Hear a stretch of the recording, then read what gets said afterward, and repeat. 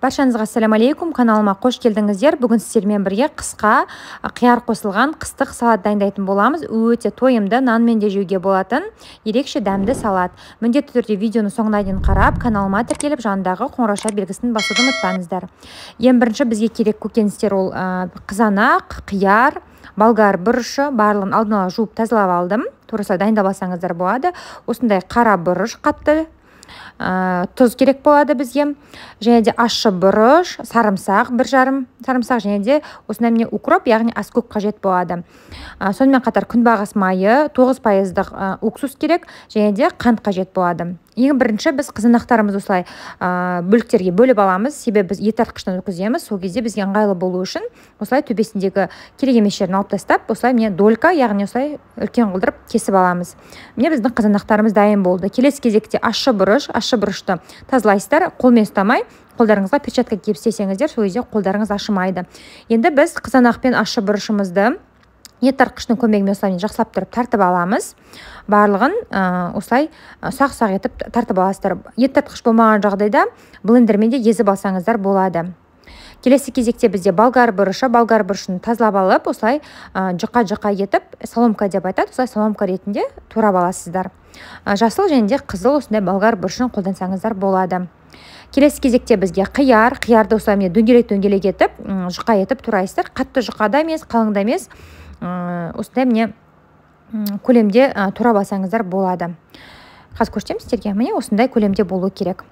Енді біз үлкен кастрюля ыдысымызға ең бірінші ет тартқыштан тартып алған қызанақ пен ащы бұрышымызды саламыз, үстіне болгар бұрышын саламыз. Енді осы екі қоспамызды жақсылап тұрып араластырып аламыз. Жақсылап араластырғаннан кейін оттың қызуын қосып, максимал оттың қызуында 20 минуттай қайнатып аламыз. 20 минут уақытымыз өтті. Жақсылап қайнағаннан кейін қайтадан араластырып, үстінен біз тұзымызды және де қантымызды саламыз. Тұз бен қантты салғаннан кейін қайтадан жақсылап тұрып бір рет араластырып аласыздар. Араластырғаннан кейін қайтадан 15 минуттай қайнатып аламыз. 15 минут бойы бізде газда қайнағанша біз басқа құрамына қажет заттарды дайындай береміз.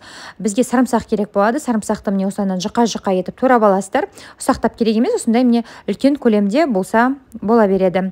Сонымен қатар менің YouTube каналымда қысқа арналған көптеген салаттардың және сусындардың рецептерін таба аласыздар.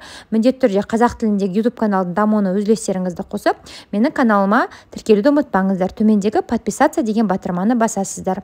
Одан кейін укропымызды турап аламыз. Қатты ұсақ етпейсіздер, салатқа турағанда етіп қана турап аласыздар. Енді қазір біз кастрюлеміз қайнап жатыр, қайтадан араластырып көрсетейін.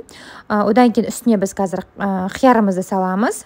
Бізде көкөністерімізді салған кезде көп сияқты болып көрініп тұрғанымен, бірақ қайнаған кезде өзінің отырып, азайып, көлемі азаяды.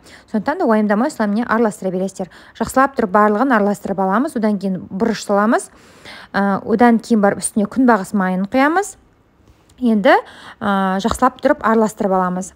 Араластырғаннан кейін тағы да 20 минут бойы оттың қызуында осылай қайнатып аламыз. 20 минут бойы қайнауы керек. Бетін жауып қайнатасыздар. Міне бізде 20 минут уақытымыз өтті. Жақсылап тұрып міне барлығы қайнап жатыр. Мен де барлығы максималды оттың қызуында жасадым. Түбі ешқандай да жабыспайды. Одан кейін барып біз үстіне сарымсағымыз бен укропымызды саламыз. Енді қазір мен қайтадан жақсылап тұрып барлығын араластырып аламын. Жақсылап тұрып араластырасыздар. Енді араластырғаннан кейін біз қазір отымыздың астын сөндіреміз. Міндетті түрде сөндіру керек. Сөндіргеннен кейін барып біз үстіне уксус қосатын боламыз. Уксус міндетті түрде 9% болуы керек. Одан көп пайыздық салмаңыздар, 9% саласыздар.